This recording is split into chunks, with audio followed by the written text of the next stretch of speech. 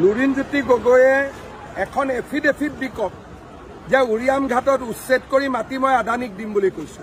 তাতো আজিৰ পৰা বৃক্ষৰোপণ আৰম্ভ হৈছে। গৰুখুটিৰ মাটি কি উচ্ছেদ কৰি আমি আদানী আম্বানীক দিছো নেকি? লুৰিণজ্যোতি গগৈৰ দৰে ব্যক্তিসকলে লাজ পাব লাগে যে তেওঁলোকে নিজক অসমীয়া বুলি কয়।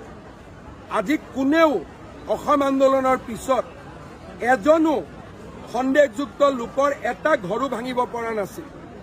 মই 1,29,000 বিঘা মাটি সন্দেহযুক্ত লোকৰ পৰা মুক্ত কৰি বনাঞ্চল বা ভিজিআৰ পিজিআৰক আমি উভতাই দিছো।